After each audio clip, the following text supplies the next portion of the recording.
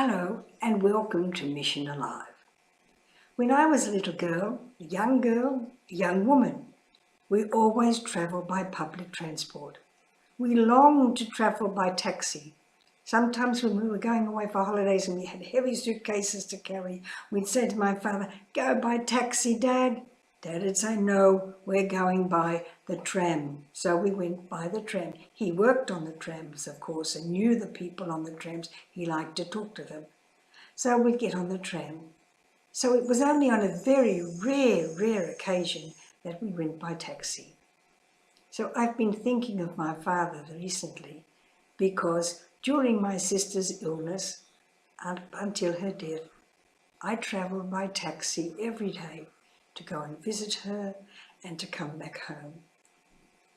The nursing home she was in was very lovely, but it was out of the way. No public transport went by that road or the roads nearby. You had to get out and walk a long way. In fact, if I went by public transport, I'd have to go 1 bus, 2 train, 3 bus, and then walk. So it was much more convenient, safer and quicker to go by taxi. And I really enjoyed those taxi rides because of the taxi drivers. They were so interesting. The first one was a Buddhist, and it was Ramadan time. And I told him that I'd been in Jerusalem at Ramadan time. And so we began to talk about his religion, what Ramadan meant for him. You know, fasting from 6 in the morning till 6 in the night, all day, every day for a month is a lot to do. We have 40 days in Lent of penance, but we don't fast all day. We fast, we go without something. But we don't fast completely, but no food, no drink for 40 days. And so we talked about that. Then the next one I had was a Hindu. He was very quiet and gentle, but he was very lovely. And we talked about the Beatitudes, the 8 Beatitudes that Jesus gave us. Blessed are the poor in spirit, blessed are the meek, blessed are the peacemakers, blessed are they that hunger and thirst, blessed are they that mourn. And I was mourning because my sister was dying. So we talked about that. And we talked about his set of beliefs in his book that fitted in with the Beatitudes. We all have these same beliefs.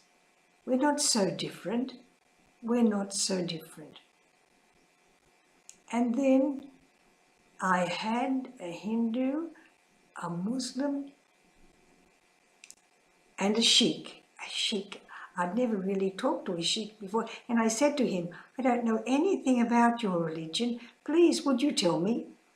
I know you are very good and kind to people in need." They are.